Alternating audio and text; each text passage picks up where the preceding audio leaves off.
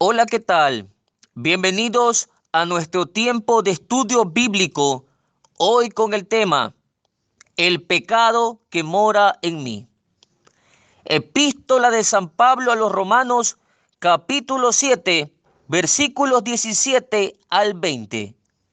De manera que ya no soy yo quien hace aquello, sino el pecado que mora en mí. Y yo sé que en mí, esto es, en mi carne, no mora el bien, porque el querer el bien está en mí, pero no el hacerlo. Porque no hago el bien que quiero, sino el mal que no quiero, eso hago. Y si hago lo que no quiero, ya no lo hago yo, sino el pecado que mora en mí.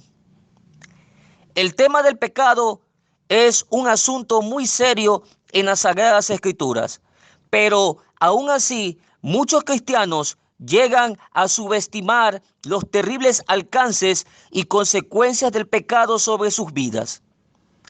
Empezaremos viendo lo siguiente: la definición bíblica de la palabra pecado.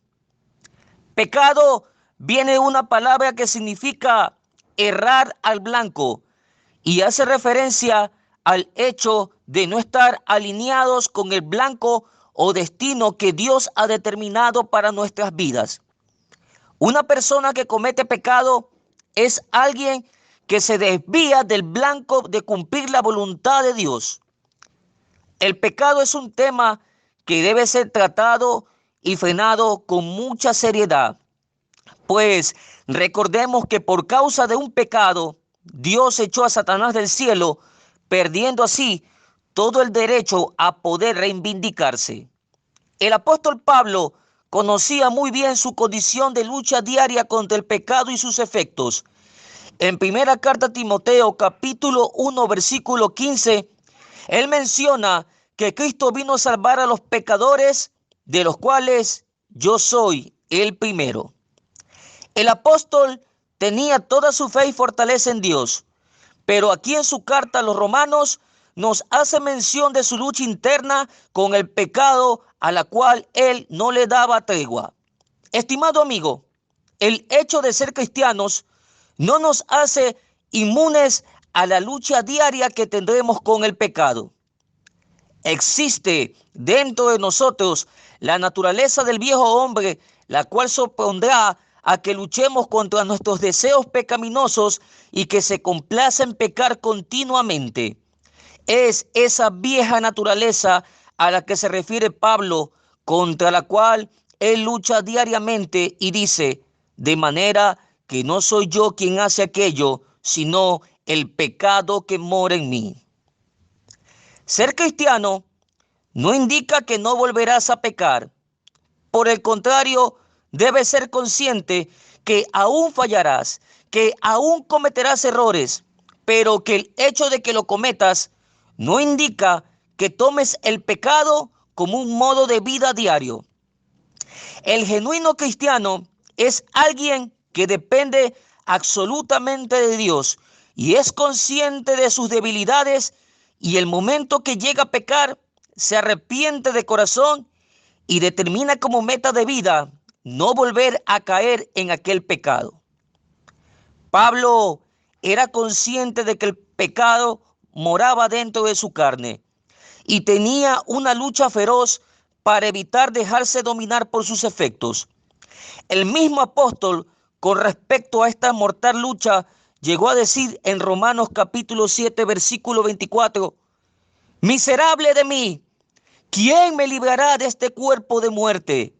Pero también reconoce que el único que podía librarlo era Cristo, sujetando así todos sus deseos a la voluntad de Dios. Aquí haré un alto y analizaré el por qué Pablo dijo: miserable de mí, ¿quién me librará de este cuerpo de muerte?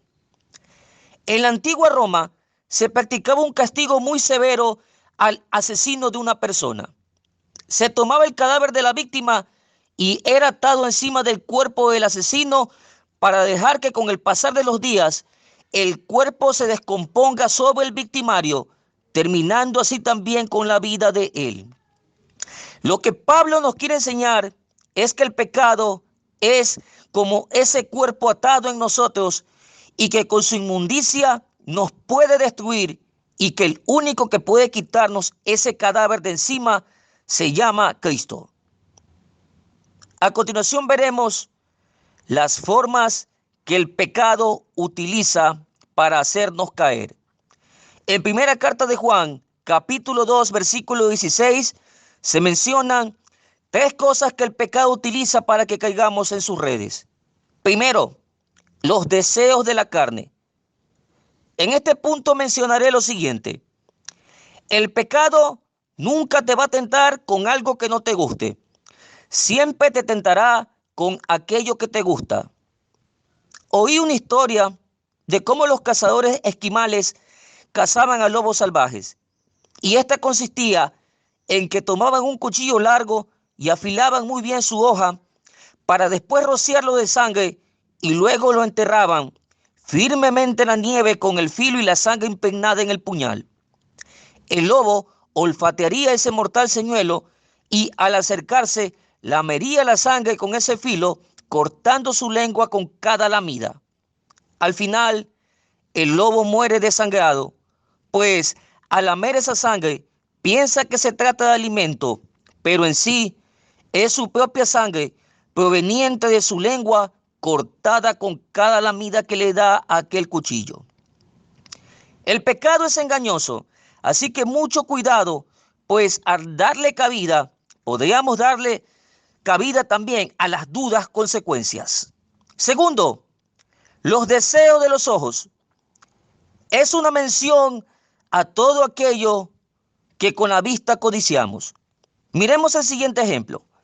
En Mateo capítulo 5, versículo 28, Jesús, refiriéndose a esto, dice: cualquiera que mire una mujer para codiciarla, ya adulteró con ella en su corazón. Notamos que con la vista adulteramos y no hizo falta el acto físico. Así que cuidado con lo que miramos, tanto hombres, así también ustedes mujeres. Y tercero, la vanagloria de la vida. Es una referencia al materialismo y vanidad en la cual una persona puede centrar su vida. Personas que piensan que todo lo material le puede dar felicidad son personas que realmente son infelices, pues ¿de qué les sirve tener su cuenta bancaria llena si su corazón está vacío de Dios y llenos de los efectos del pecado? Pero, ¿cuáles son los peligros del pecado? Romanos capítulo 6, versículo 23 nos menciona que la paga del pecado es muerte. Y efectivamente, una vida dada al pecado al final tendrá que afrontar sus duras consecuencias. En segundo libro de Samuel, capítulo 11, versículo 1 al 27 y capítulo 12, versículos 1 al 25, se narra el pecado de David y las posteriores consecuencias después de haber caído en ese terrible error. Y una lección importante de ese relato es que una cosa lleva a la otra. Y al pensar en esto, viene a mi mente una colorida historia que deseo compartir con ustedes. Se cuenta que un hombre muy adinerado tenía que viajar por negocios fuera de su próspera hacienda por 6 largos meses. Y antes de irse, le encomendó su hacienda a su capataz de nombre Juan Manuel la responsabilidad de cuidar todo, incluido un gato finísimo de raza angora, al cual amaba mucho el patrón, y antes de partir le dijo: cuida muy bien a mi gato. El hombre viajó y, cumplidos los días que estaría fuera, regresó a casa y llamó a su capataz para que le rindiera cuentas. El capataz estaba muy nervioso y el patrón, al verlo, le preguntó: Juan Manuel, ¿ha sucedido alguna novedad en mi ausencia? Juan Manuel respondió: sí, patrón, ha sucedido algo que tiene que ver con su gato. El patrón, intrigado, dijo: ¿qué le pasó a mi gato tan fino de Angora? Y el capataz respondió: murió por comer carne en estado de descomposición allá afuera en el patio. El patrón, molesto, alegó: ¿cómo que comió carne podrida si yo le compro comida muy fina a mi gato?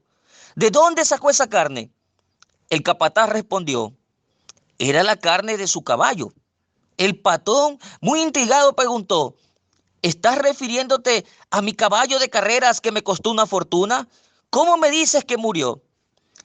El capataz respondió: murió mientras huía del incendio. El patrón, más intrigado, preguntó: ¿pero cuál incendio? El capataz dijo: el de su casa. El patrón, más molesto, volvió a preguntar: ¿cómo es eso que me dices que se incendió mi casa? El capataz respondió: es que las velas que usamos eran de mala calidad. Y el patrón, mucho más molesto, dijo: ¿cómo es posible que usen velas en una casa que tiene muy buena iluminación? ¿Para qué lo usaron? El capataz respondió: es que las velas no eran para iluminar la casa, sino que las usamos para el velorio. El patrón, más ofuscado, preguntó: ¿pero cuál velorio? El capataz le respondió: el de su mamá. Cuando el patrón oyó eso, llorando desesperado, preguntó: ¿y cómo murió mi mamá? El capataz respondió: murió de la impresión. El patrón preguntó una vez más: ¿cuál impresión? El capataz respondió: la impresión de ver morir ahogados a sus dos sobrinos en el río. Cuando oyó todo esto, el patrón no soportó más y se abalanzó contra su capataz y, lleno de rabia, comenzó a ahorcarlo. Y mientras lo ahorcaba, el capataz le dijo: al haber sabido que iba a reaccionar así conmigo, jamás de los jamases le hubiera dicho lo del gato. Interesante historia. Moraleja de este relato: una cosa lleva a la otra.